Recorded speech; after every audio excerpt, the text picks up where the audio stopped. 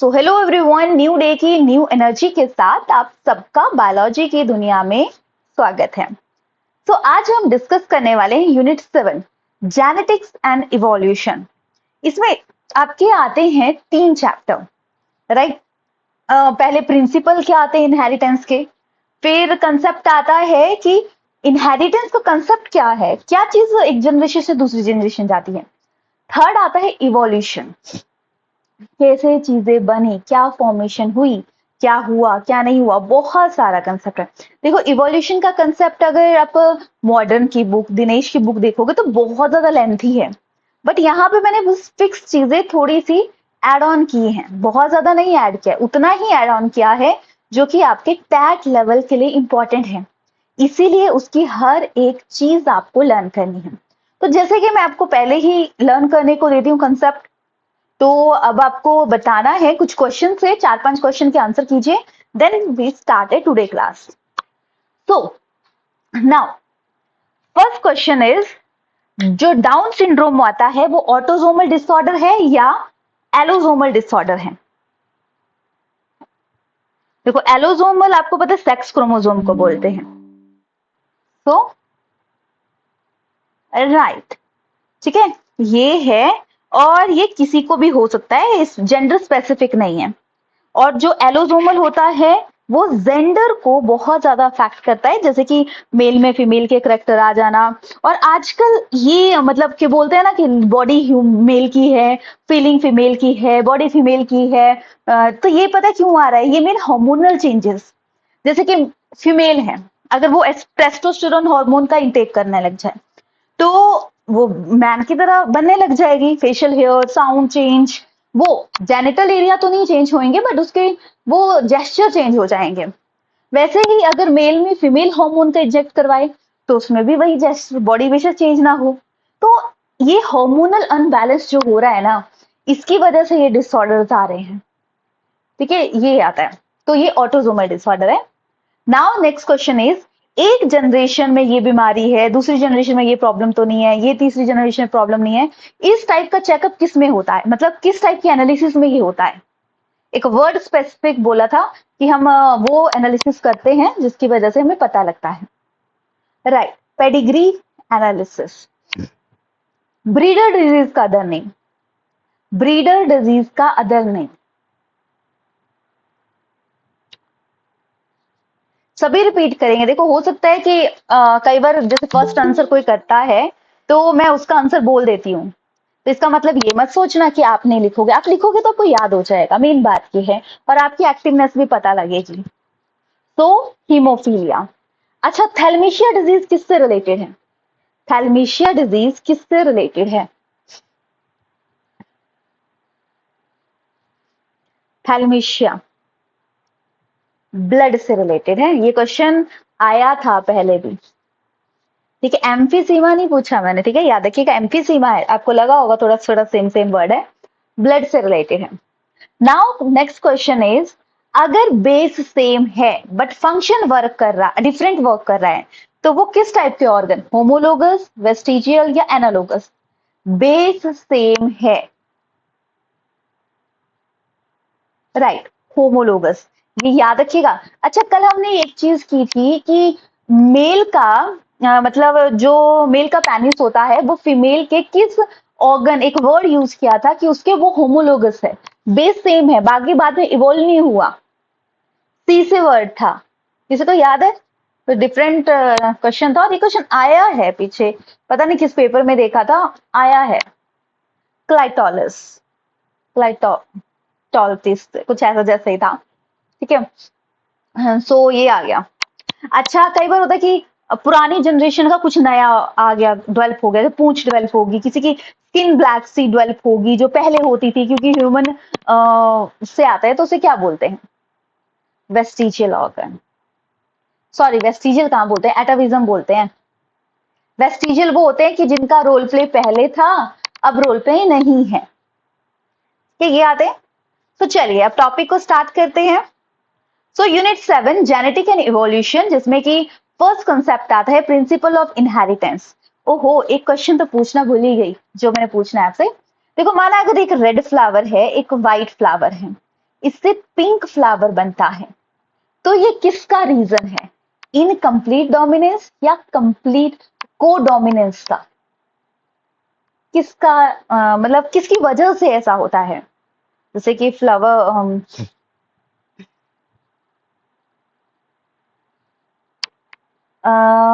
ये आता है इनकम्प्लीट, क्योंकि कोई भी कंप्लीट नहीं है। कोडोमिनेंस में कोएड ना, बॉयज एंड गर्ल्स साथ में होते हैं, वैसे याद रखिएगा दोनों साथ में है, जिसमें कि आधे पत्ते पिंक के भी होते हैं, आधे पत्ते व्हाइट भी, रेड के भी होंगे और व्हाइट के भी होंगे। तो चलिए अब बात करते हैं इसके बारे में। तो इसके बारे में दो साइंटिस्ट के नेम ज्यादा पूछे जाते हैं। फादर ऑफ जेनेटिक्स, ये तो सबको पता है, मेंडल है। ये तो साइकोलॉजी में भी क्वेश्चन आया था। टर्म जेनेटिक्स, तो टर्म जेनेटिक्स थी वो डब्ल्यू वॉटसन ने दी थी, 1905 में दी थी। याद रखिए कब दी थी? Term genetics was coined by W Watson 1905। तो मेंडले ने 7 ट्रेड लिए थे। ये भी क्वेश्चन आता है, बताइए कौन सा मेंडलीव का ट्रेड नहीं है? कितने ट्रेड लिए थे ये क्वेश्चन आते हैं। सीड शेप लिया, सीड कलर लिया, फ्लावर कलर लिया, पॉइंट शेप लिया, पॉइंट कलर लिया, flower position and stem height. ऐसे 7 करेक्टर। इनकी सक्सेस के रीजन यही थे क्योंकि पी प्लांट बहुत कम दिनों तक मतलब जिंदा रहता है, 2-4 मंथ में, तो इनकी स्टडी आराम से चली रही। सो नाउ इन्होंने कुछ बोले कि कैसे कैसे टर्म्स हैं जो इनहेरिटेंस से रिलेटेड हैं। जीन, फैक्ट, बायोलॉजिकल फैक्टर है। Allele, alternate form of a gene. Homozygous, जब जैसे कि सेम टाइप के जब एलील हो। हिट्रो, 2 डिफरेंट एलील हो। Gene locus, specific area. Genotype, देखो 2 वर्ड है, एक फिनोटाइप एक जीनोटाइप। जीनोटाइप है अंदर क्या है, जीन क्या है, वो मेन फोकस क्या रहता है। फिनोटाइप फोटो, आउटपुट क्या है जो बाहर से दिखती है। और आपको पता है हमारे अंदर कितने सारे ट्रेड हैं, कुछ मम्मी के हैं, कुछ पापा के हैं, कुछ दादा के हैं, कुछ दादी के हैं, कुछ नाना के हैं, कुछ नानी के हैं, बहुत सारे हैं। हो सकता है पिछली जनरेशन और उनमें थोड़ी थोड़ी मॉडिफिकेशन हुई हुई है। ऐसा नहीं है कि खत्म है, मतलब पुरानी जनरेशन अब ऐसे एज इट इज आ गए, उनमें भी हल्की फुल्की मॉडिफिकेशन हुई है। तो monohybrid cross, only 1 allelic pair. डाई हाइब्रिड में 2 एलेलिक पेयर लिए जाते हैं। ट्राई हाइब्रिड में 3 एलेलिक पेयर को क्रॉस करवाया जाता है। अब देखो रेसिप्रोकल क्रॉस अलग अलग में। जीनोम्स ये पढ़ेंगे हम, आपको पिक्चर दिखाऊंगी मैं नेक्स्ट चैप्टर में, तो आपको ज्यादा समझ आएगा। जीन पोल, जो ऑल जीनोटाइप इन ऑर्गेनिज्म। जीन सिंबल, जिसे हम सिंबल की तरह यूज करते हैं। मेन प्रिंसिपल 3 आते हैं, principle of a dominance, principle of segregation, principle of a independent assortment. Dominance, dominance का मतलब ही आप समझते हैं कि जो अपने आप को शो कर रहा है, रिप्रेजेंट कर रहा है, तो वो आ जाएगा principal of a dominance, right. तो डोमिनेंस में हम एक टॉल करेक्टर लेंगे, एक स्मॉल करेक्टर लेंगे। TT for tall and first generation. First generation में देखोगे दोनों सेम है, 2 चीजें मिली आपको, दोनों इक्वल इक्वल पार्टिसिपेशन मिली। सेकेंड जनरेशन में चेंज आ गया। सेकेंड जनरेशन में 2 मतलब ये 4 पेयर बने, ठीक है, ये बने। तो देखो एक बिल्कुल डोमिनेंट पूरे टॉल, एक बिल्कुल स्मॉल, और 2 मिक्स ब्रीड में आ जाते हैं। ये सेकेंड जनरेशन में है। तो कई बार रेशियो फर्स्ट जनरेशन की पूछी जा सकती है, सेकेंड जनरेशन की पूछी जा सकती है। तो आपको ध्यान में 4 चीजें पूछी जाती हैं। F1 generation, F2 generation, phenotypic ratio, genotypic ratio.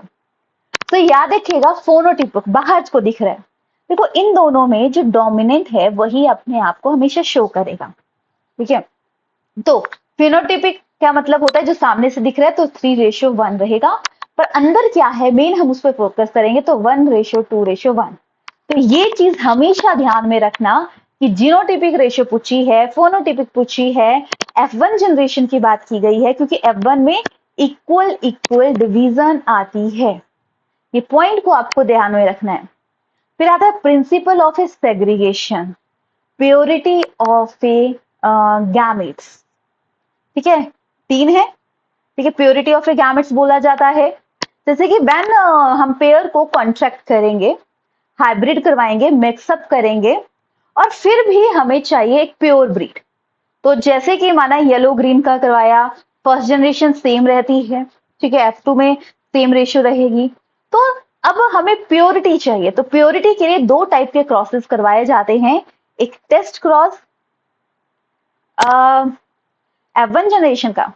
देखो F1 जनरेशन में जैसे कि टॉल है, F1 जनरेशन में याद रखिएगा इक्वल डिवीजन रहेगी, बस इतना याद रखिएगा। जैसे कि इसमें इक्वल सारे रहेंगे, टी टी टी टी, एक capital T, small T, capital T, चारों इक्वल रहेंगे। और जैसे कि माना माँ बाप के करेक्टर बच्चों में नहीं शो हो रहे, क्योंकि जो उसमें रिसेसिव है ट्रेड, ठीक है, तो इसका मतलब ये नहीं है कि वो शो नहीं होंगे, वो नेक्स्ट जनरेशन में प्रॉपर शो होंगे। जैसे कि माना स्किन कलर ही ले लिया, ठीक है, मदर एंड फादर का, तो अब माना एक जनरेशन में मदर का ही कलर अपीयर हुआ, तो फादर का ही कलर अपीयर हुआ, तो इसका मतलब ये नहीं है कि सेकेंड जनरेशन में सेम वैसा ही चलेगा।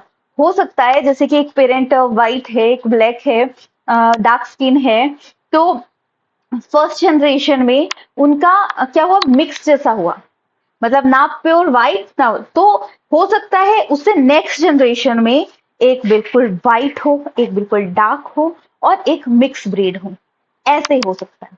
और ये एक स्पेसिफिक, देखो हमारे अंदर बहुत सारे करेक्टर हैं, आई का कलर, ईयर की शेप, नोज का शेप, हेयर्स का कंटेंट, मतलब कितने सारे हैं, और हर एक ये सिलसिले में एक की बात की गई है, और हर में अलग अलग कंसेप्ट चलते हैं, ठीक है। देखो अब जो सेग्रीगेशन है उसमें तो चलो फर्स्ट सेम किया, फिर उसके बाद आया कि हमें अगर प्योरिटी चाहिए तो हम दो टाइप के क्रॉसेस करवाते हैं, एक टेस्ट क्रॉस, एक बैक क्रॉस।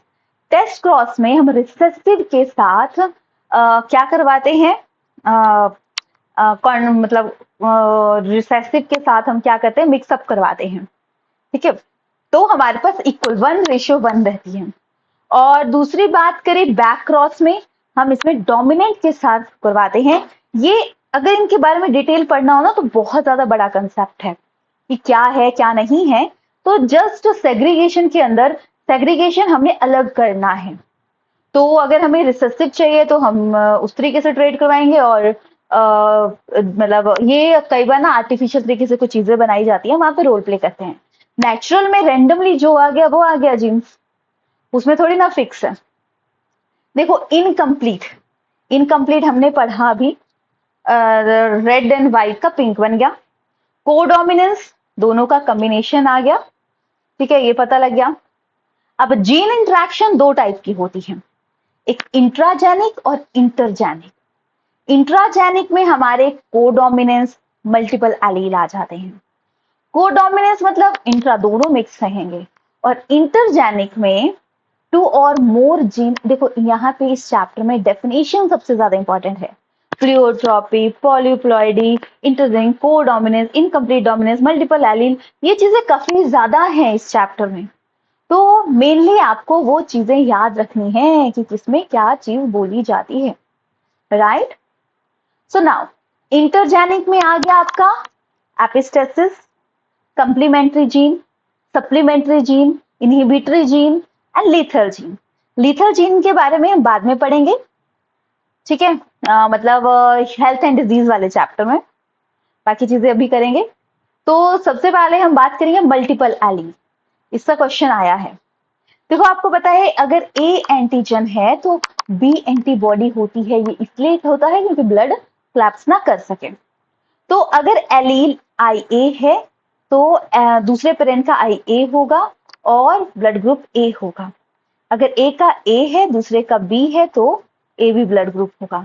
एंटी ए का ए है, आई है, तो भी ब्लड ग्रुप ए होगा क्योंकि डोमिनेंट ही शो होगा। और अगर आई बी है, देखो होता है ना पेरेंट्स का भी ब्लड ग्रुप ओ नहीं है, बच्चे का आ जाता है, क्योंकि प्रीवियस जनरेशन में किसका रिसेसिव ट्रेड था, और मदर एंड फादर में फिर एक रिसेसिव आ जाता है, और रिसेसिव रिसेसिव मिल गए तो ओ ब्लड ग्रुप बन गया। तो इससे मतलब एक क्वेश्चन आया था कि अगर आई ए है तो ब्लड ग्रुप क्या होगा, पेरेंट का आई ए है, ऐसा क्वेश्चन जैसा आया था, अब देख लेना एंड में क्वेश्चन होगा। सो ये आई ए, ये मल्टीपल एलील, क्योंकि एक करेक्टर को शो करने के लिए मल्टीपल चीजें वर्क करती हैं। और उसी चीज पे हमारे दो कंसेप्ट आते हैं, polygenic trade and pleiotropy. Polygenic, बहुत सारे जीन, पॉली बहुत सारे एक ट्रेड को शो करते हैं, जैसे कि skin colour of a man depend upon the pigment melanin.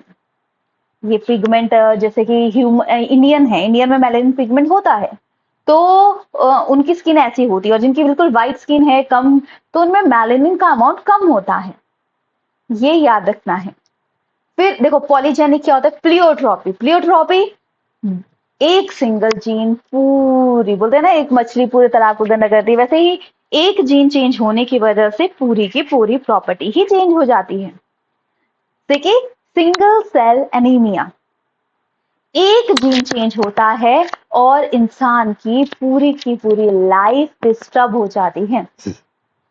छोटी सी चीज, तो देखो कितना ज्यादा फर्क पड़ता है छोटी छोटी चीजों पे। सो एक जीन चेंज हो गया तो इंसान का पूरा ही मन स्ट्रक्चर सब कुछ चेंज हो गया। अब बोला ठीक है, जो भी कंसेप्ट आते हैं आप जाओ जाने दो, जितने भी प्रिंसिपल आते हैं। बाद में कंसेप्ट है लिंकेज। भाई साहब ऐसा नहीं चलता है, जिसके साथ लिंकेज होगी उसके अकॉर्डिंग कंसेप्ट चलता है। हमने कैलकुलेशन कर दी कि ऐसे ऐसे ट्रेड होगा, ऐसे ऐसे जीन शो होंगे, बट ऐसा नहीं होता रियलिटी में। रियलिटी में कुछ और ही होता है, क्योंकि जो लिंक कर गया वो चियाज़मा वाली स्टेज पड़ी थी ना हमें। अच्छा बताओ मियोसिस में चियाज़मा कब बनता है, किस फेज में बनता है?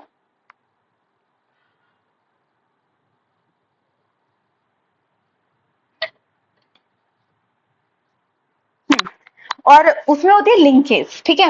लिंकेज में अब जो मटेरियल चेंज हो गया वो हो गया, ये बोलता है, ठीक है। तो ये याद रखिएगा। वॉटसन पुनिक ने ये बोला था कि हमने सोचा था रेशो ये रहेगी, आगे ये, क्योंकि जो लिंक कर गया उसके अकॉर्डिंग रहता है, ठीक है, क्योंकि कपलिंग होती है। मॉर्गन ने इस काम को आगे बढ़ाया और ड्रोसोफिला मक्खी है उसके ऊपर ये रिसर्च की, एक रेड आइड ली, एक येलो आइड ली, और जिसकी वजह से पता लगा कि ये चीजें होती हैं, ठीक है। तो मॉर्गन ने 1933 में इनको नोबेल प्राइज भी मिला है।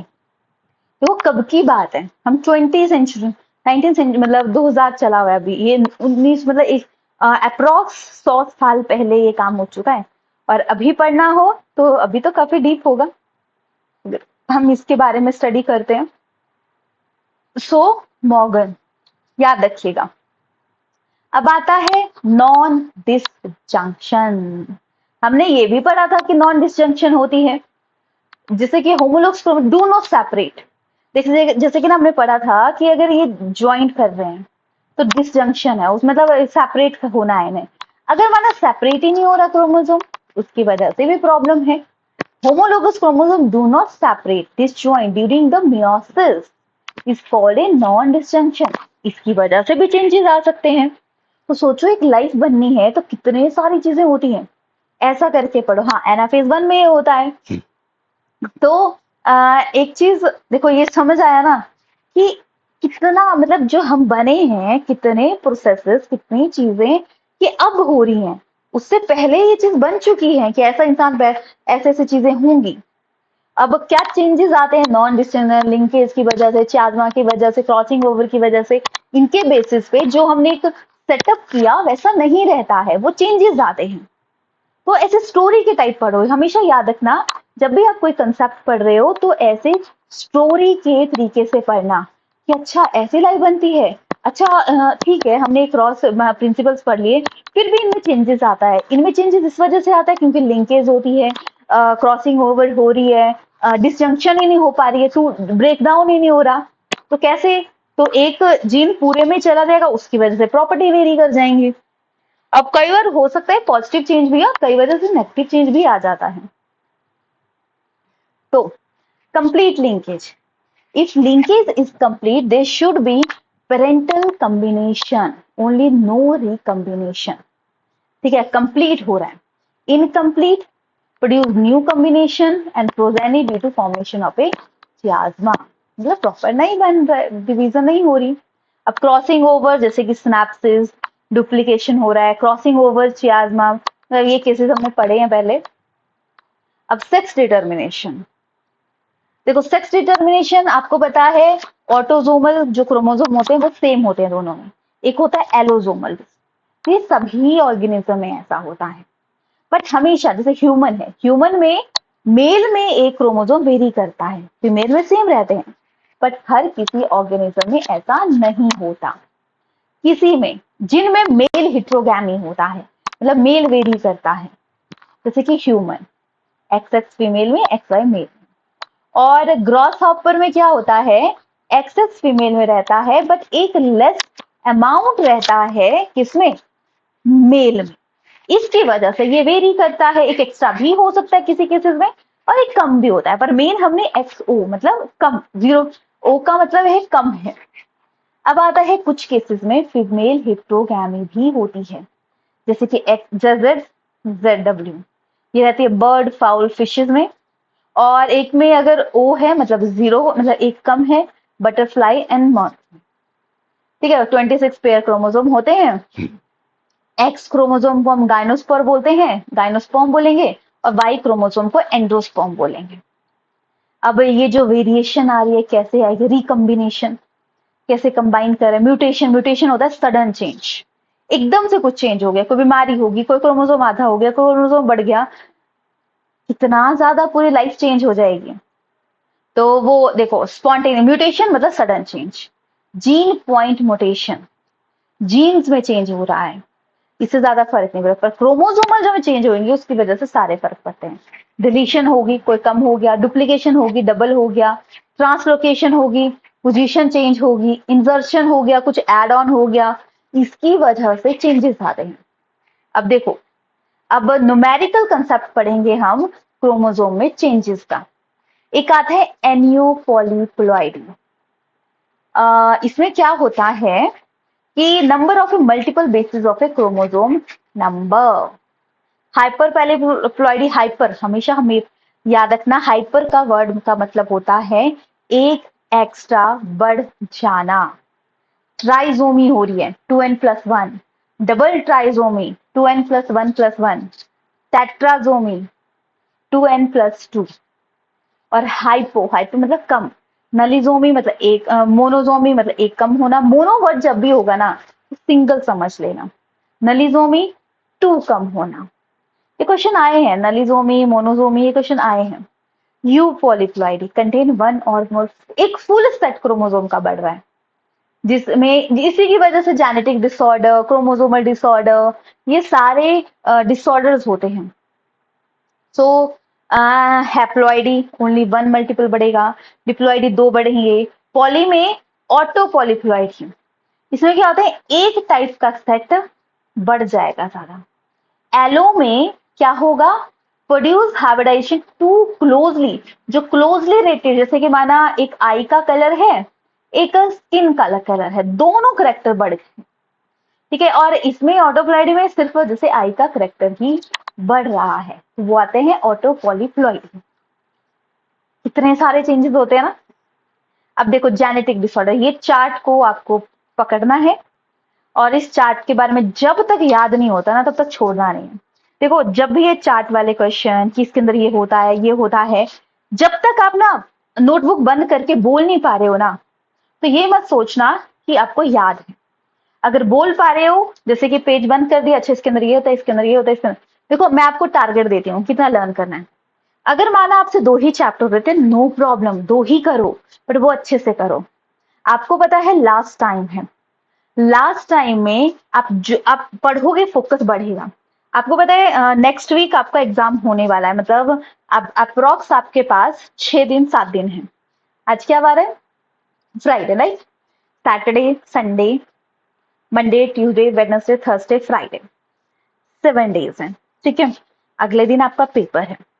7 डेज में अपनी जान लगा दो, याद रखिएगा, या तो ये 7 डेज में जान लगा दो, या तो फिर आप पूरा स्ट्रेस ले लो अगले 7 महीने का। But you want depend on you.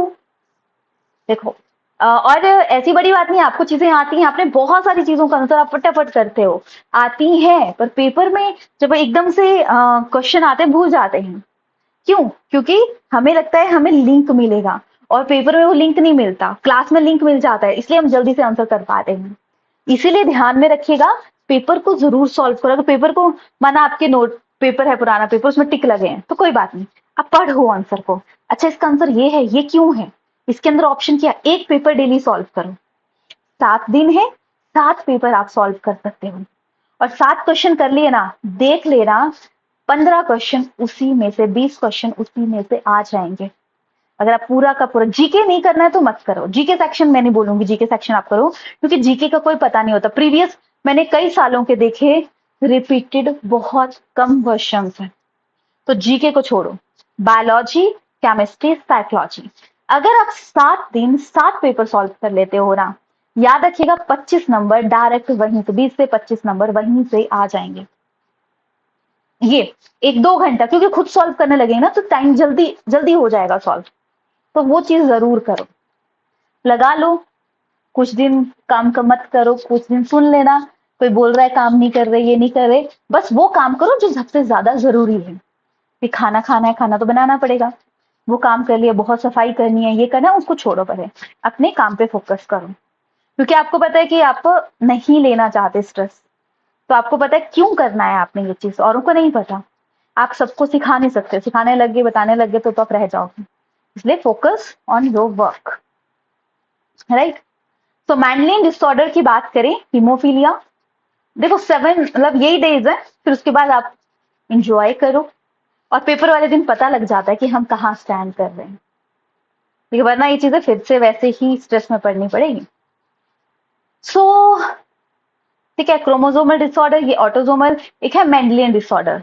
Mendelian disorder मतलब कोई और जीन में चेंजेस है, जैसे कि हीमोफीलिया ब्रीडर डिजीज है, इसमें मतलब क्लॉट नहीं बन पाता है, तो उसकी वजह से ये डिसऑर्डर होता है।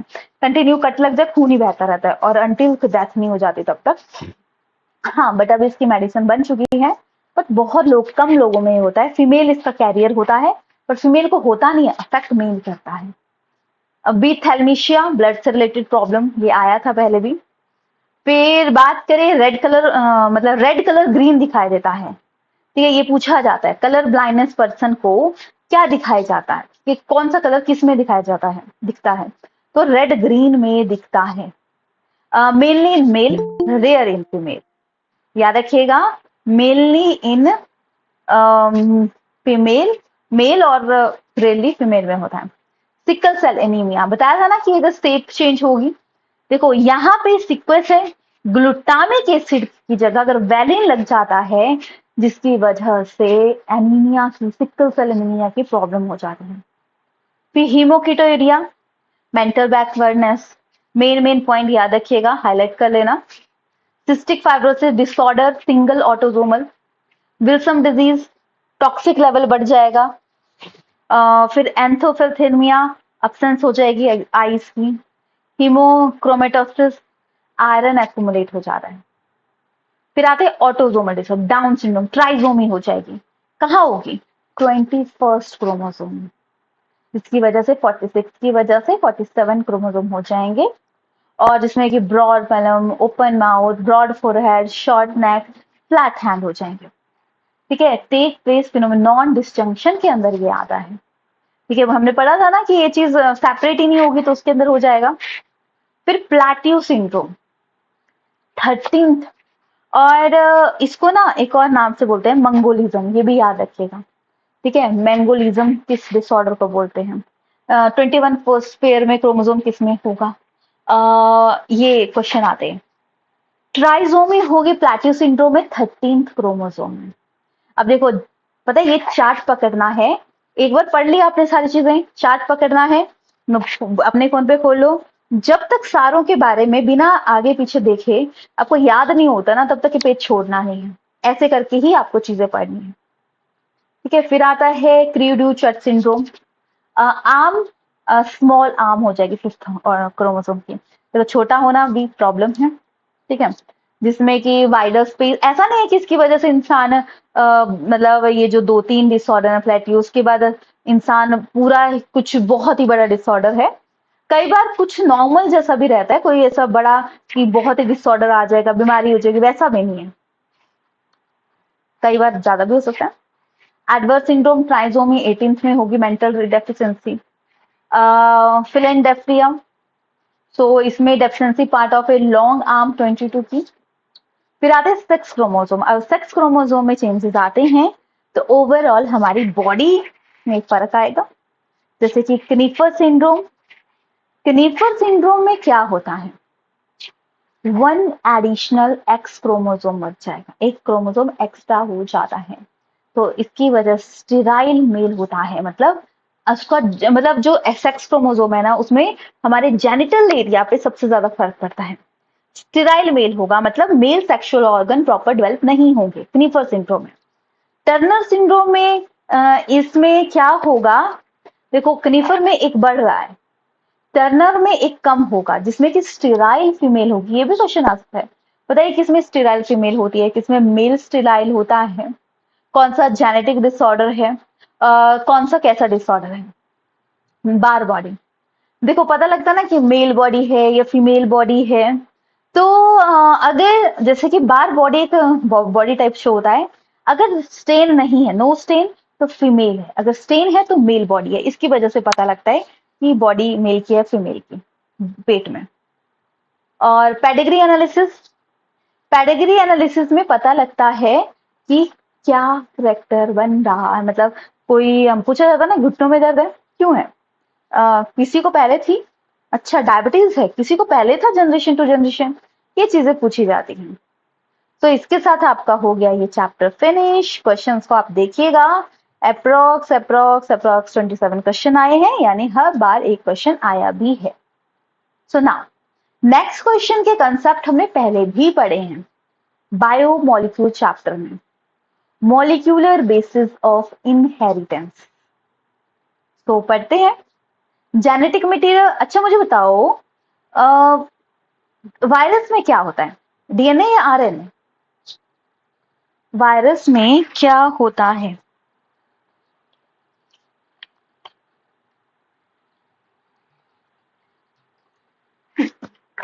देखो वायरस में आप पर्टिकुलर नहीं बोल सकते, यही है, वायरस में या तो आरएनए होता है या तो डीएनए होता है, दोनों में से एक टाइम पे ही होगा।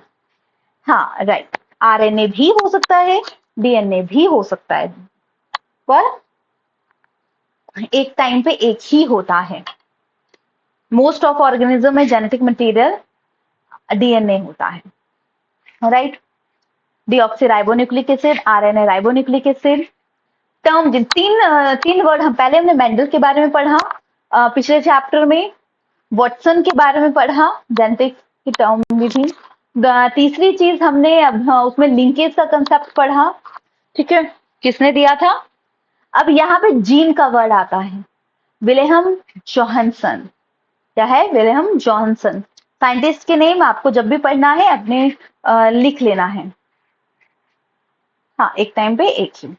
अब देखो क्या कंसेप्ट है, जैसे कि आपका है, कहाँ गया पिक्चर, ये देखो, ये जैसे कि सेल है, सेल में बहुत सारे हॉटस्पॉट जैसा ये दिख रहा है। तो जब हमने इसको देखा तो एक क्रोमोसोम को उठाया।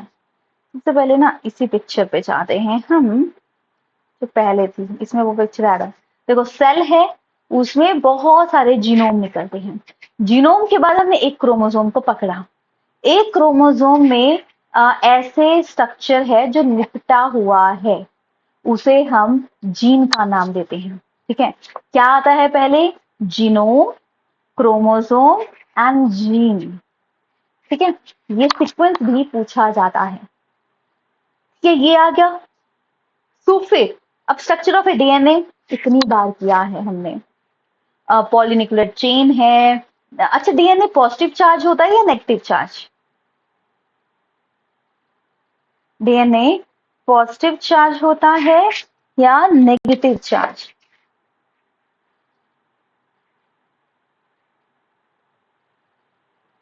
देखो सीक्वेंस कुछ भी पूछा जा सकता है, नेगेटिव चार्ज रहता है, पर सबसे पहले आपका जीनोम आएगा, फिर क्रोमोसोम, फिर जीन। ठीक है, मैंने पूरा नहीं लिखा यहाँ पे, जीनोम। देखो इस पिक्चर को, अगर आपको ये सीक्वेंस नहीं याद होता तो इस पिक्चर को याद रखिए, बहुत सारा जीनोम का अमाउंट ज्यादा होता है। जीन जेनेटिक करेक्टर है, जो स्मॉलेस्ट यूनिट को हम काउंट करेंगे। ठीक है, ये ध्यान में रखिएगा। तीन चीजें पाई जाती हैं, एक नाइट्रोजिनस बेस, शुगर और एक फॉस्फेट चीज।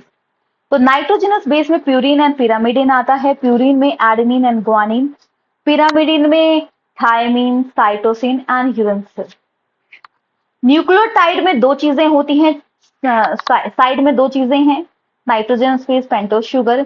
न्यूक्लियोटाइड में तीन आता है, टाइड मतलब तीन, तीनों nitrogenous base, pentose sugar, phosphate group. Nucleic acid first reported by Friedrich Miescher और वॉटसन एंड क्रिक ने इसका डबल हेलिकल स्ट्रक्चर दिया था डीएनए का। मोस्ट कॉमन बी डीएनए पाया जाता है। चार्गफ ने रूल दिया था कि एडेनिन थायमिन के साथ डबल बॉन्ड बनाएगा, ग्वानिन साइटोसिन में ट्रिपल बॉन्ड बनाएगा। डीएनए में, आरएनए में ये सेम है, ये यूरेन से, थायमिन की जगह यूरेन से लग जाएगा। तो ये बायोकेमिस्ट्री जीके तीनों में ये चीजें पूछी जाती हैं। ये देखो, ये है डीएनए का structure, double bond, triple bond. यहाँ पे लगा है फॉस्फेट ग्रुप। अगर हम फॉस्फेट को ना गिने, ये है शुगर और नाइट्रोजनस बेस, तो हम इसे कंसीडर करते हैं, क्या कंसीडर करते हैं हम? न्यूक्लियोसाइड। ठीक है, लेंथ, विड्थ, ठीक है, width 20 nanometre, 2 nanometre and 20 angstrom. इन दोनों बेस पेयर का 0.3490 नैनोमीटर या 3.4 एंगस्ट्रॉम आ जाएगा। ठीक है, ये चीज हमने पहले भी पढ़ी है। नैनोमीटर में 3.4, एंगस्ट्रॉम में 34। एंगस्ट्रॉम 10⁻⁻10 होता है ना, और नैनोमीटर 9 होता है, इसके बेसिस पे याद रखना है। ठीक है, और सेंट्रल डोग्मा कंसेप्ट आता है डीएनए का टूटना रेप्लिकेशन, डीएनए से आरएनए बनना ट्रांसक्रिप्शन, आरएनए से प्रोटीन बनना ट्रांसलेशन। इस पूरे प्रोसेस को हम सेंट्रल डोग्मा बोलते हैं, और ये हमारी बॉडी में होता है। अब जैसे डीएनए टूट रहा है ना, मतलब जैसे कि डीएनए है, प्रोकैरियोटिक का अलग होता है, हमने पढ़ा है। अच्छा मुझे बताओ, जो कौन सी प्रोटीन पाई जाती है डीएनए में जिससे वो जेनेटिक मटेरियल ना वो पैक रहता है?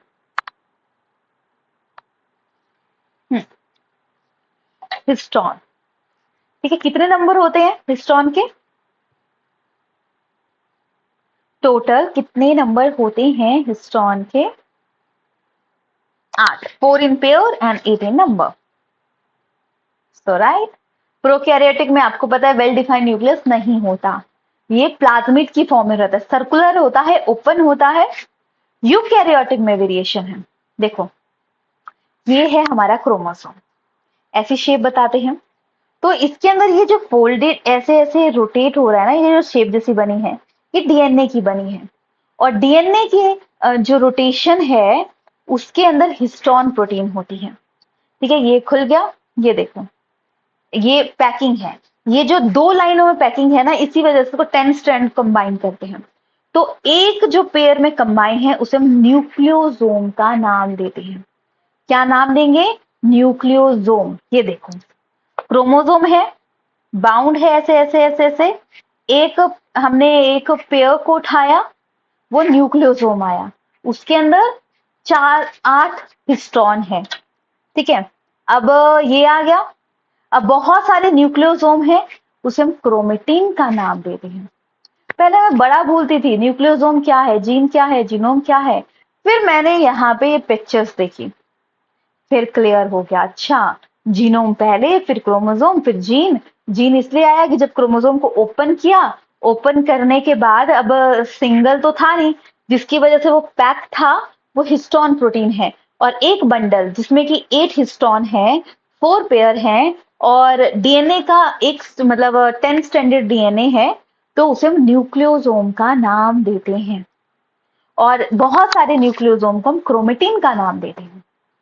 ठीक है, ऐसी चीज क्लियर हुई, यही चीजें लिखी हैं इसमें। ठीक है, नाउ अब आ गया। ठीक है, क्रोमेटिन है, कई बार ना इन क्रोमेटिन के बीच में ये जो गैप है ना, ये किसी में ज्यादा होता है, किसी में कम होता है, तो उसके बेसिस पे इसे क्लासिफाई किया है। हिट्रोक्रोमेटिन, डार्कली स्टेन है। ठीक है, क्रोमेटिन के बारे में फ्लेमिंग ने बताया था, अगला नाम यहाँ पे डार्कली स्टेन है, क्योंकि गैप बहुत कम है ना इसमें, ऐसे ऐसे ऐसे नजदीक हैं। बस इतना याद रखिएगा इसमें, ये कितने टाइप के हैं ये रहने देना। यूकैरियोटिक में गैप ज्यादा है, ठीक है। हिट्रो मतलब गैप कम है, बस ये याद रखना है, गैप कम है तो डार्कली स्टेन है।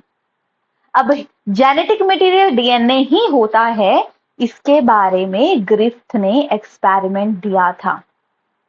बहुत सारे एक्सपेरिमेंट आए, तो सबसे पहले ग्रिफ्थ ने निमोनिया, ठीक है, रैट के ऊपर मैक्सिमम जो मतलब एक्सपेरिमेंट किए जाते हैं वो माइस पे किए जाते हैं, क्योंकि कहीं ना कहीं माइस का जो लाइफ साइकिल होता है वो ह्यूमन की तरह होता है, तो वो इजिली अवेलेबल है, और वो मर भी गया, कुछ हो गया तो उसके पीछे केस करने वाला कोई नहीं है, इसलिए सबसे पहले एक्सपेरिमेंट उसी पे किया जाता है।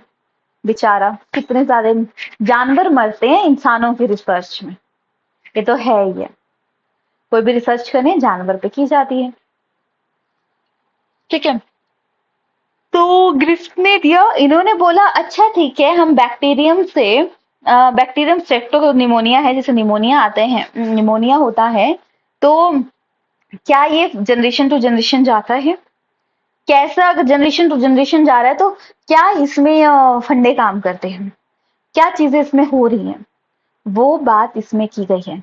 Smooth S cell produce a capsule of polysaccharide strain virulent cause pneumonia, smooth है। रफ में क्या होगा, कैप्सूल लैक होगा, फर्स्ट जनरेशन में तो कोई प्रॉब्लम नहीं करेगा, दूसरे में करेगा। Bacterium were infected into a mice and mice develop pneumonia finally died. Violent और नॉन वायलेंट रफ वाला होगा, फर्स्ट जनरेशन में कोई नहीं होगा, नेक्स्ट जनरेशन में ये शो होगा, तो इसकी वजह से पता लगा कि बीमारियां भी one generation to next generation जाती हैं। और बैक्टीरियोफेज, बैक्टीरिया में जब वायरस का अटैक होता है तो उसे हम बैक्टीरियोफेज का नाम देते हैं, बस इतना याद रखिएगा। हाँ, अब रेप्लिकेशन हो रही है, डीएनए टूट रहा है, तो याद रखिएगा दो स्ट्रैंड आते हैं इसके, टूट गया, अब एक स्ट्रैंड से सीधी दूसरा स्ट्रैंड अटैच हो रहा है बिल्कुल लाइन में, तो वो है लीडिंग स्ट्रैंड। कई बार क्या होता है, ये छोटे छोटे फ्रेगमेंट में जुड़ता है, तो उसे हम लैगिंग स्ट्रैंड बोलते हैं, और जो छोटा फ्रेगमेंट होता है उसे हम ओकेजी फ्रेगमेंट बोलते हैं। तो क्वेश्चन आता है, ओकेजी फ्रेगमेंट कहाँ पे स्टैंड होते हैं, लैगिंग स्ट्रैंड में या लीडिंग स्ट्रैंड में, तो ये चीज याद रखिएगा। और ये कब हो रहा है, जब रेप्लिकेशन हो रही है, कब हो रहा है, जब रेप्लिकेशन हो रही है। अब बात आते हैं, अच्छा डीएनए से आरएनए बन रहा है, पहले तो टूट गया डीएनए, अब आरएनए कैसे बनता है, तो अच्छा आपको पता है कौन सी शुगर इसमें रिस्पॉन्सिबल होती है, जो जैसे कि ये ट्रांसक्रिप्शन वाला प्रोसेस है इसमें रोल प्ले करती है, सुक्रोज, लैक्टोज, माल्टोज, तीन ऑप्शन देती हूँ।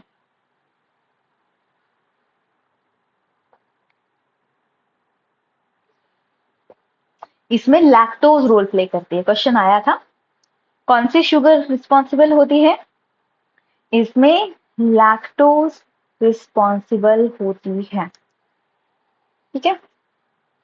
सो नाउ देखो, अब जितना भी टाइम है ना, एक चीज ध्यान में रखना, आपको डेली मतलब सो रहे हो, जाग रहे हो, खाना बना रहे हो, पी रहे हो, आपको हमेशा जब भी कोई टॉपिक पढ़ना है उसको रिवाइज करते चलना। जैसे आपने पढ़ लिया 1 घंटा, अब आपको पता है आपको खाना बनाना भी है, घर का ही काम भी करना है, तो उस चीज को रिवाइज करो, अच्छा इसके बाद ये होता है, इसके बाद ये होता है, इसके अंदर ये पढ़ा था हमने, इसके अंदर ये पढ़ा था।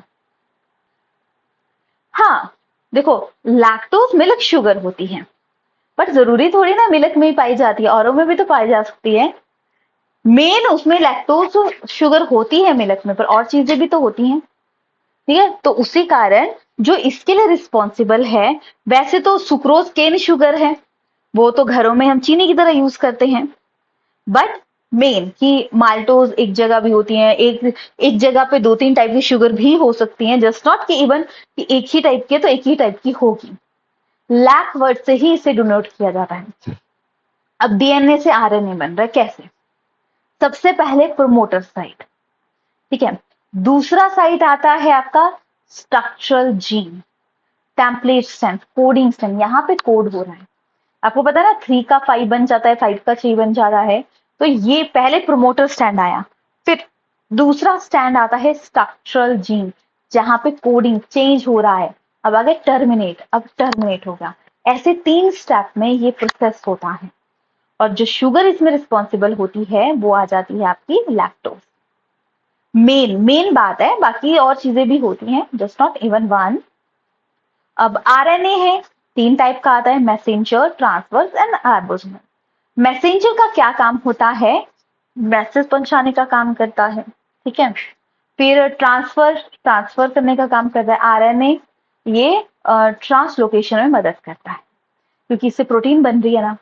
अब जब प्रोटीन बनती है, आरएनए टूटता है, तो आपको पता है आरएनए में थायमिन की जगह यूरेसिल होता है, यूसीएजी हमने ले लिया। अब हमने इसको क्रॉस करवाया तो ऐसे करके हमें 64 कोडोन मिले।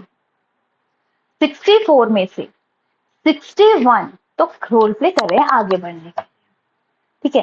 3 अगर आ गए तो, क्योंकि अब कंटिन्यू अगर स्टॉप भी तो होनी है चीजें, कंटिन्यू अगर आते रहे तो प्रोटीन बनती रहेगी, स्टॉप तो होगी नहीं। तो अब आ जाता है स्टॉप कोडोन, ठीक है। Total 64 codon, 61 code for amino acid.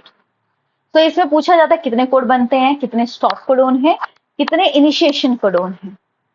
तो याद रखिएगा स्टॉप कोडोन आते हैं यूजीए, यूएए, यूएजी। ये नाम आपको याद रखते हैं क्योंकि इनसे क्वेश्चन पता नहीं कितनी बार आया है, ठीक है। याद हो गया, यूजीए, यूएए, यूएजी हो गया। अब देखो वन जीन वन हाइपोथेसिस, ये कंसेप्ट एल टेटनम में दिया था और मेटाबॉलिक डिफरेंस न्यूरोस्पोरा मदद करता है। और ट्रांसक्रिप्शन मतलब ये प्रोसेस है सेंट्रल डोग्मा का। और regulation of a gene level operon system में हम पढ़ते हैं इसके बारे में डिटेल। लैक ऑपरेंट सिस्टम होता है, 3 स्ट्रक्चरल जीन इसमें रिस्पॉन्सिबल होते हैं, lac for lactose, lac Y, lac ए।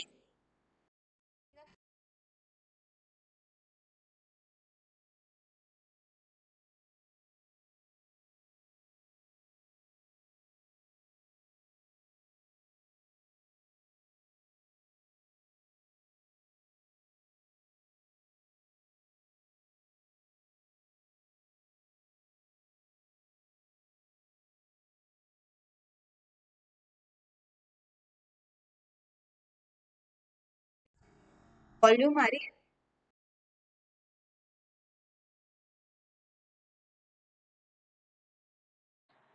देखिए। So lac operon, inducible operon, operon generally off as a result. फिर repressor operon using so that transcription occur normally, ठीक है। ये कंसेप्ट इसमें आ गए, बस इसमें यही चीज याद रखती है, मेन तो मैं आपको करवा ही नहीं रही है। मैं बस इसमें शुगर याद रखना कौन सी रूल प्ले करती है। फिर आते हैं human genomic project, HGP, rapid development के लिए। देखो ह्यूमन जीनोमिक प्रोजेक्ट था कि ह्यूमन के जीनोम को आगे बढ़ाना है, रैपिड डेवलपमेंट करनी है, ठीक है। तो इसमें आ जाता है डीएन फिंगरप्रिंट, मतलब ह्यूमन प्रोजेक्ट, ठीक है। फिर दूसरी चीज आती है डीएनए फिंगरप्रिंटिंग। डीएनए फिंगरप्रिंटिंग में याद रखिएगा डीएनए, अब इसका यूज किया जाता है, डीएनए चेक किया जाता है कि मेनली इसका कौन यूज करते हैं, क्राइम वाले, पुलिस वाले, ताकि पता लगे। क्योंकि सब देखो इतने करोड़ों अरबों लोगों में से जो जीन, मतलब सबका फिंगरप्रिंट अलग है, यूनिक है ना। हमेशा कभी भी ये होगी मुझसे नहीं होता, ये मुझसे नहीं होता, तो याद रखिएगा we are the unique, we are नहीं, आई एम यूनिक। क्योंकि वी में आ गए तो हम सारे यूनिक हैं, ये दोनों कंसेप्ट रखते हैं, तो हम यूनिक हैं, हमारे जैसा कोई नहीं है। जो हम काम कर सकते हैं वो हम ही कर सकते हैं, तो ये चीज हमेशा याद रखना, दुनिया में हमारे जैसा कोई नहीं है। तो हमें बनाया है तो कुछ मकसद से ही बनाया है और हम हर चीज कर सकते हैं, बस ये चीज ध्यान में रखना। कभी भी मन भटके कि टेंशन हो रही है, ये हो रहा है, बस याद रखना आई डू माई बेस्ट। फिर मत सोचना कि क्या करना है, बस daily I do my best, मुझे अच्छे से तसल्ली से बिल्कुल फ्रेश माइंड के साथ काम करना है। वो चीज ध्यान में रखते हुए चीजों को करना है, राइट।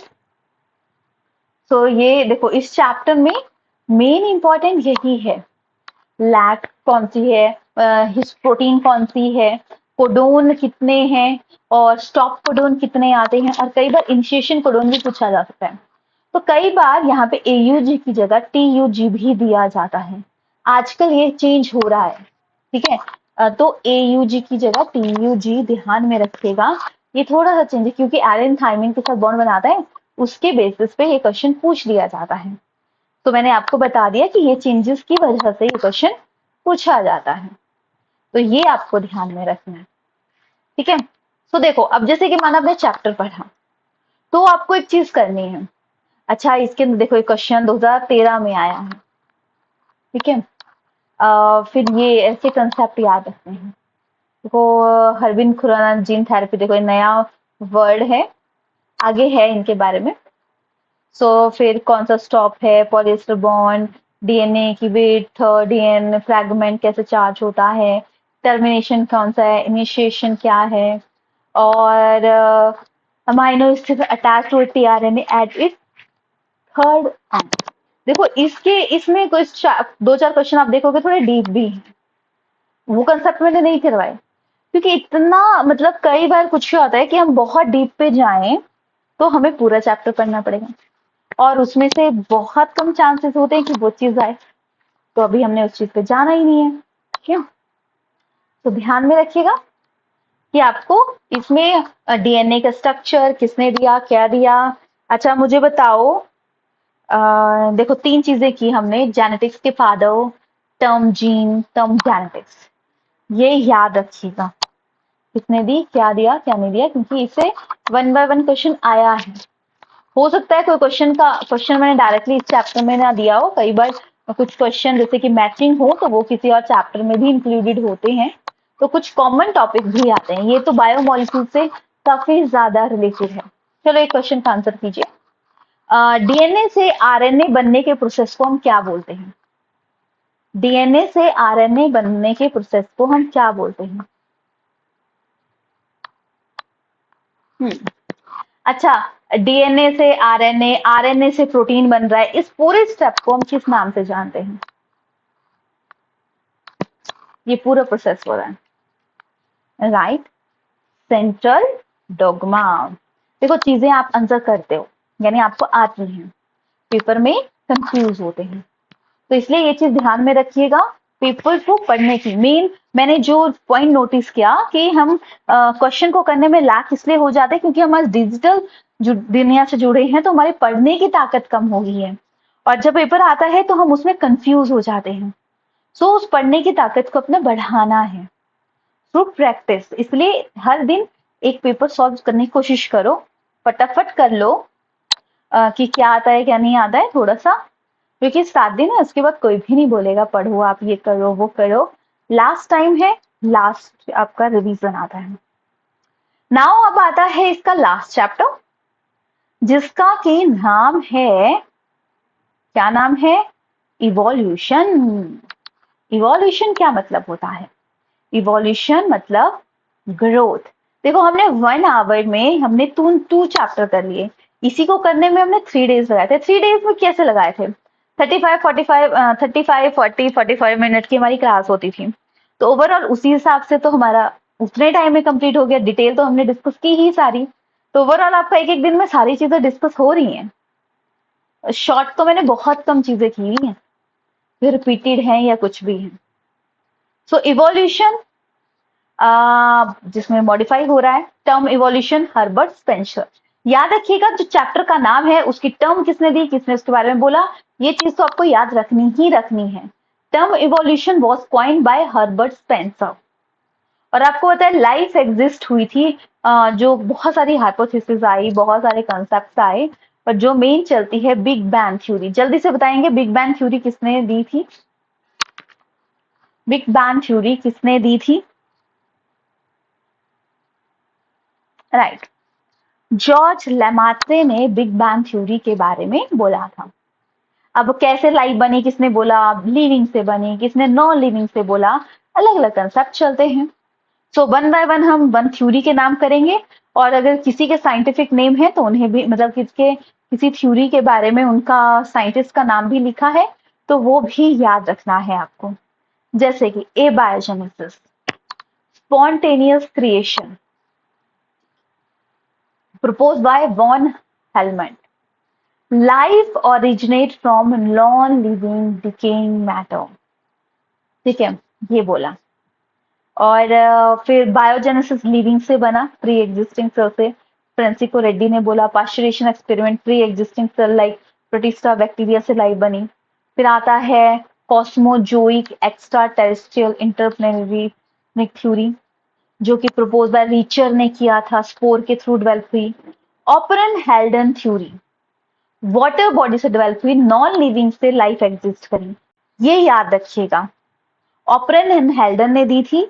इन्होंने मीथेन, ऑक्सीजन, कार्बन डाइऑक्साइड, इसके थ्रू लाइफ बनी है, इसके बारे में बताया था। ये यहाँ पे नहीं लिखा है बट पूछा जाता है, इन्होंने मेन कंस्टिट्यूएंट क्या लिया था, आगे होगा शायद। तो इन्होंने मीथेन मेन कंसेप्ट लिया था कि लाइफ जो एग्जिस्ट की थी, राइट। नेक्स्ट आता है आपका, क्या आता है, मॉडर्न थ्योरी ऑफ इवोल्यूशन, जिसमें कि कीमोजेनी के बारे में, chemical evolution, formation of a complex organic molecule from simpler inorganic molecule. फिर आता है biogeny, formation of a primitive life. ठीक है, बहुत सारी थ्योरियां हैं बट मेन यही है कि इंडिया मतलब अर्थ का टेम्परेचर कभी बढ़ रहा था, कम हो रहा था, उसकी वजह से आपको पता है पानी भी सिंपल रखे हैं, थोड़े दिनों बाद कीड़े, हमने थोड़ा डाले उसमें, कीड़े खुद उगने लग जाते हैं। तो वो इसलिए उग रहे होते हैं क्योंकि देखो लाइफ एग्जिस्ट करी, वैसे छोटे छोटे कीड़े पहले हुए, उनमें मॉडिफिकेशन होते होते होते होते एक इंसान बन गया, ऐसे ही लाइफ अराइज हुई है, ये ध्यान में रखना है आपने। नाउ अब cognogeny, nature of a primitive life and its diversification, फिर से प्रोटोजोआ इनटू मेटाजोआ, मेटाफाइटा अलग अलग बने। सो अर्लीस्ट जो लाइफ थी वो कीमो हिट्रोट्रॉप थी, केमिकल से अपना भोजन बना रही थी, जिसके अंदर एनारोबिक, प्रोकैरियोटिक, कीमो ऑटोट्रॉप आते हैं। तो अगर पूछा जाए कि लाइफ कैसे बनी, तो कीमो ऑटोट्रॉप से। इसका क्या मतलब है, केमिकल के थ्रू ऑटोमेटिकली फूड इनटेक कर रहे हैं, वो कीमो ऑटोट्रॉप के अंदर आ जाते हैं। ठीक है, ये याद रखना है, क्वेश्चन आया भी है कि फर्स्ट लाइफ कैसे स्टार्ट हुई थी, क्या इसके अंदर कंसेप्ट आते हैं, ये क्वेश्चन पहले भी आया है, तो ये ध्यान में रखना है आपने। ठीक है, so chemoautotrop developed by porphyrin, bacteriochlorophyll and start with photosynthesis। और ये कैसे स्टार्ट हुआ था, फोटो ऑटोट्रॉप से। ठीक है, फर्स्ट ऑक्सीजन, जैसे कि फर्स्ट फोटो ऑटोट्रॉप वर एनॉक्सीजेनिक, साइनोबैक्टीरिया आ जाता है क्योंकि बैक्टीरिया है। सो मैम आपका कैमरा ऑन है, so, चलो हो गया। चलिए अभी हम बात करें, so first photo autotroph, cyanobacteria के। अच्छा, साइनोबैक्टीरिया का अदर एग्जाम्पल बताओ मुझे कोई साइनोबैक्टीरिया के, पढ़े हैं ना हमने कब कितने से। साइनोबैक्टीरिया के एग्जाम्पल, बीजीए, ऑफ बीजीए तो उसका अदर नेम है, नॉस्टॉक। कौन सा साइनोबैक्टीरिया स्पेस रिसर्चर अपने साथ लेके जाते हैं for their genetic work, for their protein के लिए, स्पाइरुलिना, राइट। अब देखो एविडेंस मिले, मॉर्फोलॉजिकल एविडेंस बन ले, जिसमें कि मतलब मॉर्फोलॉजी होता है आउटर लुक के वजह से, होमोलोगस ऑर्गन है, similar function different, fore limb of a vertebrate, bird, horse, man, cat, इन सब का सेम है बट फंक्शन डिफरेंट है ना, बर्ड अलग तरीके से यूज करते हैं, हॉरस अलग तरीके से यूज कर रहा है, अलग अलग ऑर्गेनिज्म अलग अलग तरीके से फंक्शनिंग कर रहे हैं। Leg of insect, grass hopper, honey bee. तो ये याद रखिएगा कौन कौन से होमोलोगस ऑर्गन हैं। अब दूसरी चीज, एनालॉगस, काम सेम कर रहे हैं, ठीक है, बट स्ट्रक्चर वेरी करता है। जैसे कि इंसेक्ट एंड बर्ड्स के विंग्स दोनों के उड़ने का काम करते हैं, बट मतलब डिजाइन डिजाइन सब कुछ अलग है। Trachea of insect and lungs of vertebrate दोनों सांस लेने का काम करते हैं, बट है तो कुछ अलग अलग ही। Eye of a cephalopod and eye of a mammals, leaf of plant cladode of Ruscus and analogous organ, sweet potato and potato tuber. फिर आता है कनेक्टिंग लिंक। तो ये क्वेश्चन भी आता है कि देखो, एक जैसे कि माना फिश से एम्फीबियन बन गए, या एक जनरेशन से दूसरी चीज बन गई, आर्थ्रोपोडा से मोलस्का बन गए, ऐसे एकदम डायरेक्ट नहीं हुआ। बीच में एक जनरेशन भी आई जिसमें दोनों के करेक्टर मिक्स थे। धीरे धीरे वो जनरेशन खत्म हो गई। जैसे कि प्रोटोपटर लंग फिश, ये बोनी फिश और एम्फीबियन के कनेक्टिंग बनाती है। ये बताती है कि ऐसी चीज भी थी और ये भी था, इनका कॉम्बिनेशन आता है। और निम्थो डक बिल प्लेटिपस, ठीक है, ये रेप्टाइल्स एंड मैमल्स के बीच में लिंक बनाती है। फिर वेस्टिजियल ऑर्गन, ऐसे ऑर्गन जिनका पहले तो रोल प्ले था, अब इनका रोल प्ले खत्म हो चुका है, ठीक है, और है भी है अगर बॉडी में तो उतना ज्यादा रोल प्ले नहीं करते हैं। कोकेक्स, टेलबोन, निक्टेटिंग मैम्ब्रेन। अच्छा बताओ, निक्टेटिंग मैम्ब्रेन होती कहाँ पे है ह्यूमन में? मतलब किस कहाँ पे किसका पार्ट था, किस रोल था इसका? आई के पास, ठीक है। सो याद रखिएगा, वर्मी फॉर्म अपेंडिक्स, अपेंडिक्स का तो कितनी बार क्वेश्चन आया है। Split bone, second and fourth hind limb, vest hind limb of pelvic girdle, hind limb मतलब vestige of a hind limb and pelvic girdle bone. फिर आता है एटाविज्म, अगेन अपीयरेंस, जैसे पूंछ उग जाना या कोई भी चीज। मेन तो इस चैप्टर में यही है, 4-5 वर्ड। और स्टार्टिंग के जो कंसेप्ट थे, ये लाइफ फर्स्ट कहाँ से एग्जिस्ट हुई, और एक और चीज बताई थी मैंने, ऑपरन हेल्डन थ्योरी। अभी तक आपको यही चीज याद रखनी है जिससे पूछी जाती है। बहुत ज्यादा क्वेश्चन नहीं आते, बस इतने ही आते हैं। So now, embryological evidence. Embryological, embryo से डेवलप होता है, याद रखिएगा। मैक्सिमम ऑर्गेनिज्म का एम्ब्रियो सेम रहता है, बाद में डेवलपमेंट के बेसिस पे वो चेंजेस आते हैं, ये याद रखना है आपने, ठीक है।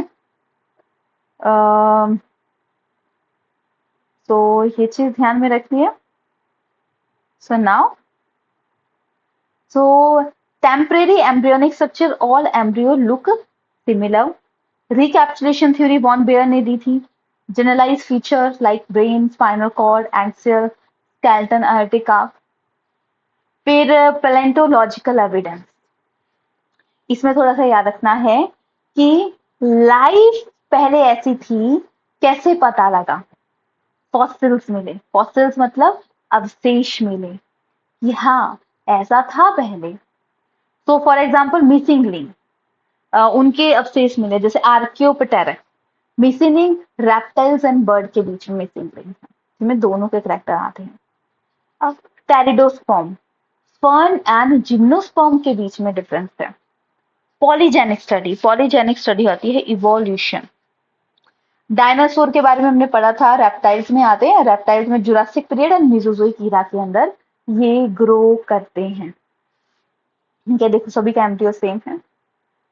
फिर बायो जियोग्राफिकल, और देखो ना, आपने ऑब्जर्व किया होगा इंडिया में ही लोग नॉर्थ के अलग हैं, साउथ के अलग हैं, किसी और कंट्री के कुछ और जैसे दिखते हैं, क्यों? एडप्टेशन, वेरिएशन आ गई, जहां पे जो रह रहे थे धीरे धीरे वही स्पीसीज ग्रो करने लगी। ऐसा नहीं कि वो स्पीसीज खत्म होगी, वही स्पीसीज वैसे ही तरीके से ग्रो करने लगी। सो ये आ गया biological evidence, sorry biogeographical evidence. Adaptation, जैसे कि ये फिंचेस हैं, अलग अलग जगह पे रह रही हैं, जो वो खा रही है उसके बेसिस पे उसकी चोंच वेरी करती है, ये है एडेप्टेशन रेडिएशन। ठीक है, फिर इसमें थ्योरी ऑफ इवोल्यूशन के बारे में लैमार्किस ने बोला था, जिसमें कि इनहेरिट एंड एक्वायर करैक्टर। फिर डार्विनिज्म की थ्योरी आती है, नेचर खुद सिलेक्ट करता है, जो वेल कैपेबल होगा वो ग्रो करेगा और जो कैपेबल नहीं होगा वो ग्रो नहीं करेगा। फिर आता है म्यूटेशन थ्योरी, सडन चेंज, एकदम से चेंज आ गया और नेक्स्ट जनरेशन वैसे ही ग्रो करने लगी, ये भी आता है। न्यू डार्विनिज्म, इवोल्यूशन थ्योरी के बारे में इन्होंने बोला था, इवोल्यूशन चेंज होता है, जेनेटिक में चेंज होता है और जेनेटिक में चेंज एकदम से नहीं होता, कई साल लगे जो शेप ह्यूमन की अब है उसको बनने में, उनकी जीन में धीरे धीरे चेंजेस आए। फिर आता है हार्डी वेबर प्रिंसिपल, वैसे आज तक तो इसका क्वेश्चन नहीं आया है, बट इसमें जैसे कि state that allele and genotype frequency in a population will remain constant from generation to generation. ठीक, कांस्टेंट रहती है, थोड़ा थोड़ा चेंज आता है और जो मतलब इतना वेरिएशन नहीं आता। उसका फॉर्मूला है P Q plus P square Q square two P Q. मतलब पी स्क्वेयर का मतलब है फ्रीक्वेंसी ए पॉपुलेशन और दूसरी पॉपुलेशन क्यू की, फिर दोनों का कॉम्बिनेशन आ जाता है। ठीक है, फिर आता है स्पेशिएशन। स्पेशिएशन कि धीरे धीरे स्पीसीज में चेंज आता है और स्पीसीज में चेंज आते आते धीरे धीरे वो स्पीसीज भी गायब होने लग जाती है जो मिडिल की होती है। एक है ग्रेजुअल चेंज, लॉन्ग टाइम से चेंज हो रहा है, एलोपेट्रिक स्पेशिएशन, जियोग्राफी की वजह से, एरिया की वजह से। Sympatric speciation, geographical area but different ecological. फिर इंस्टेंटेनियस सडन चेंज म्यूटेशन की वजह से। हाइब्रिडाइजेशन, पॉलीप्लॉइडी होगी, यू पॉलीप्लॉइडी होगी, क्रोमोसोम बढ़ गया, क्रोमोसोम कम हो गया, उसकी वजह से जो डिसऑर्डर आ गए वो आ जाते हैं इसके अंदर। यही आ गया। अब ह्यूमन इवोल्यूशन के बारे में कुछ कंसेप्ट हैं जो आपको ध्यान में रखने हैं। Study of human evolution, anthropology. Scientific involved in study of evolution, anthropology. मतलब जो होते हैं एंथ्रोलॉजिस्ट। देखो बोल, आवाज ही अटक गई इसका बोलते टाइम। तो ये याद रखना है। और फिर अब जो नया कंसेप्ट आता है उसमें एक चीज ध्यान में रखनी है कि इसमें क्या पूछा गया है। ठीक है, तो इसमें अब ना मैं आपको एक पेज शेयर करूंगी बाद में, अब मुझे मिल नहीं रहा है। बाद में उसमें किस ईरा में क्या ग्रो किया है वो भी याद रखना है। Golden age of fishes, golden age of ये वो चीज आपको याद रखनी है। ठीक है, वो एक बार देख लेना। अभी मुझे मिल नहीं रहा है, पता नहीं कहाँ जैसे है। ठीक है, वो मैं आपको ऐसे शेयर कर दूंगी, उसको ऐसे ही पढ़ लेना। ठीक है, थोड़ा सा। तो अब याद रखिएगा, हम ह्यूमन जो ग्रो किए थे प्लियोटोसिजिन एपोच में एंड सिंजोइक ईरा में ये ग्रो किए थे। ये एपोच और ईरा दोनों याद रखते हैं।